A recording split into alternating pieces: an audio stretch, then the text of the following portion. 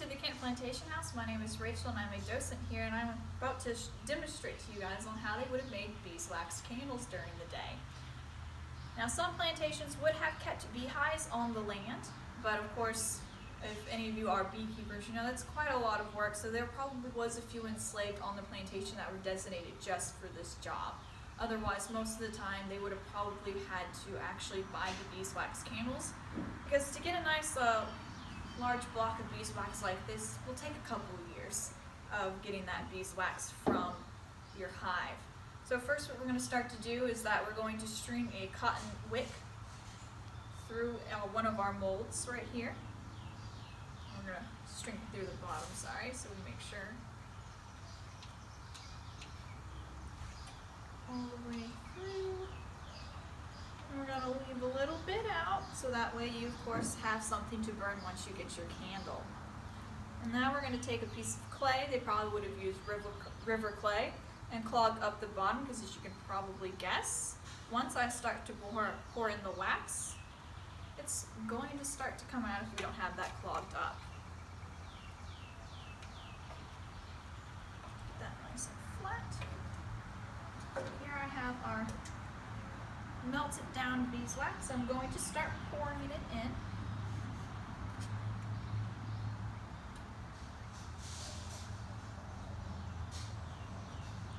Went over a little bit, but that's okay. Now that the beeswax is in, I'm going to now take a stick or a twig, make sure it's lined up. This way we're going to wrap that wick around it to make sure it's nice and taut, so we won't have any weird slack going on inside with your wick. And we'll make sure that it will be nice and centered. So it's no fun to start burning a candle that's going to stop midway through because that wick is not centered enough. So now I'm going to take some clay and hold it.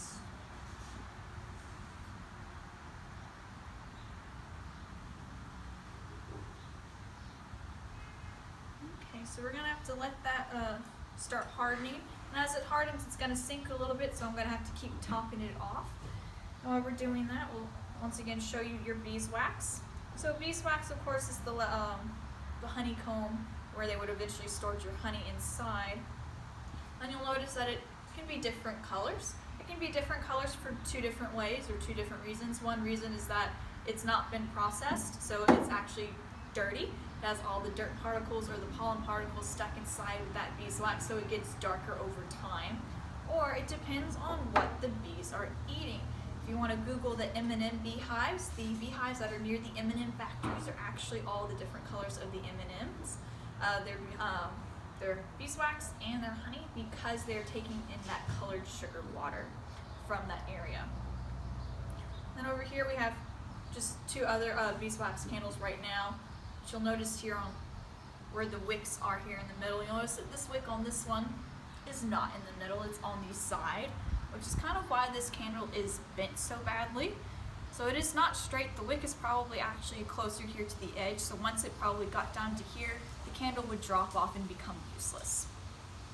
And as I said, if the plantation did not have beeswax beehives on the plantation, they probably had to buy them. Beeswax candles were pretty expensive compared to the typical candles that they would have been using the pre-1600s, which were your tallow candles, which were made from animal fat. They would have, or lard, so to speak, poured in there, and they were these black candles, and they burned off this putrid smell and this awful smoke that would just, of course, stain your clothes and even stain your walls, your furniture. And it was kind of hard, especially if you were having guests over at nighttime. You had to start lighting candles. And then, of course, now you can't see your guests because you've got all this smoke everywhere in the room. However, beeswax candles actually don't really have a smoke, and they don't even have a smell. They're known as air purifiers. So if you ever have a bad smell inside your house, typically get a beeswax candle and light it for about 45 minutes, and it will clear out that nasty smell inside your home.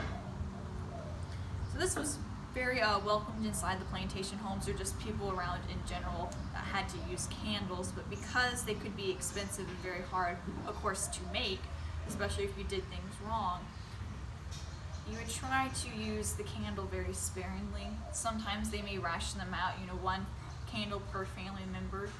They would have known that a candle like this, typically a candle about this side would be about 3 to 4 hours probably. They would have to ration that out unless they had a taller candle. There are some molds actually that have little notches in them, so where you could put little metal balls, and you would keep this on a kind of one of those metal candle holders, and once it reached to that point, the metal ball would fall out, and so they would have known an hour had passed. So this was kind of like a clock if they needed to use it that way.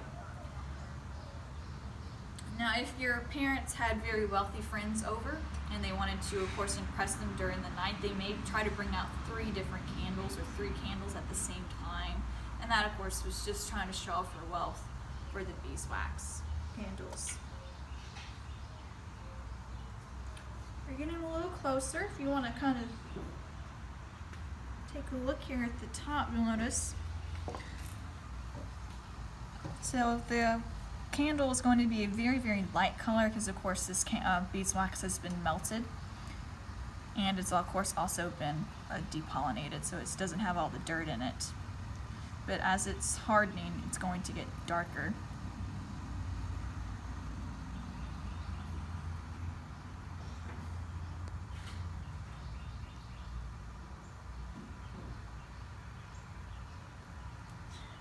Just waiting it for harden. Hopefully with this nice cool weather that we're having, we'll change that.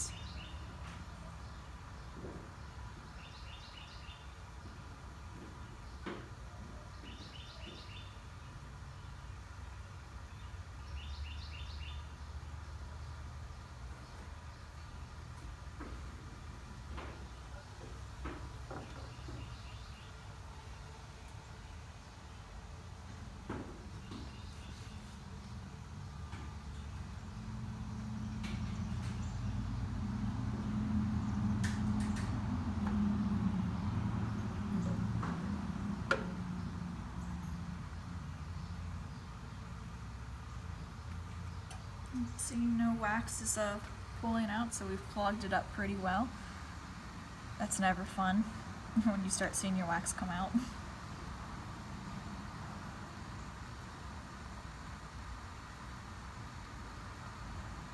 As you can see here, this is actually from the first time I poured it. As you can see, it's much darker than the one that I just did that overflowed.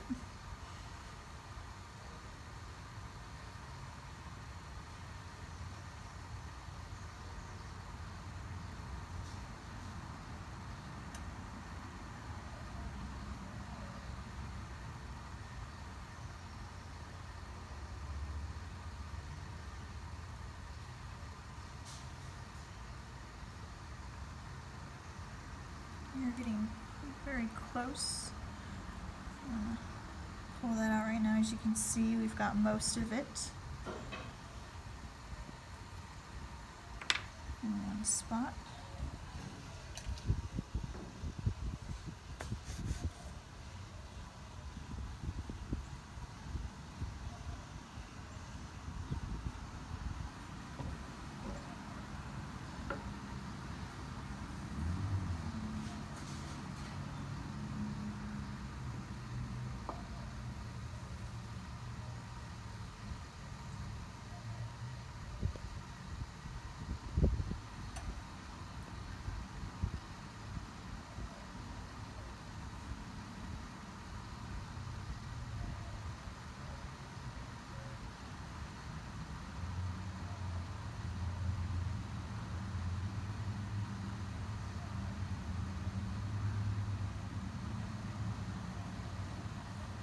Able to start taking off some of the wax in here. The reason why this mold, of course, has these rims or lids around it is so that way you can pull off the wax and remelt it. Comes off in nice good chunks. Sometimes.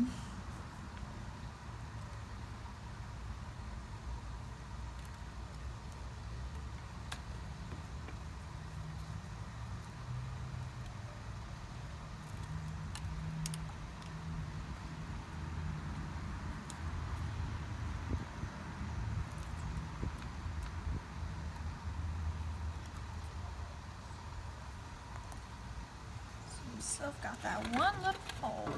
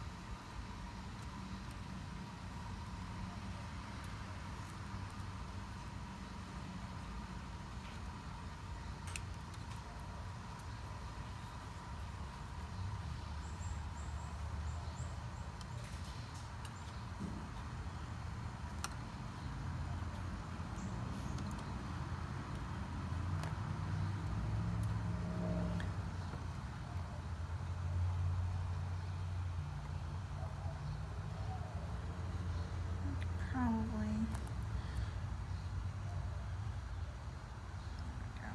we go. Some of those harder pieces off.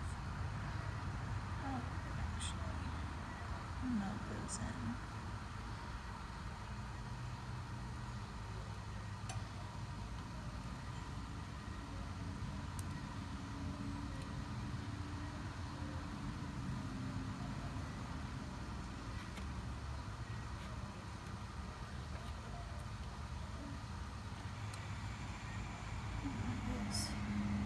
Almost hard enough, so we'll be almost about ready to pull it out. So this is normally the tricky part. They would have had wooden molds at this time, or they would have, of course, dipped it one by one into there, which would have taken quite a few hours to work. So with our metal molds, however, we have to, of course, get it nice and hot enough on these outside to pull out the cold, hardened candle on the inside, which is the problem. Sometimes your candle will not always come out, so you'll end up pulling out your wick instead of your candle. And this was another problem they would have had in their wooden molds, because they, of course, really couldn't get that wet enough to start pulling it out. So sometimes the molds, you'll notice, will actually be split, so they'll be able to open it in the middle. Alrighty. So as you notice, I took off that bottom piece of clay because we don't want to lose that in the water. Open that up, and we're gonna dunk it. And see this hot water that I have in here. And kind of get it nice and warm. So I'll be just melt it out. And there's your candle. As you can see, it's very white, almost a yellowish color, beige, because it hasn't actually hardened yet, but eventually it will turn to this darker yellow color, and the older it gets, the darker it will turn. And then you can buy these in my gift shop here at Kent House.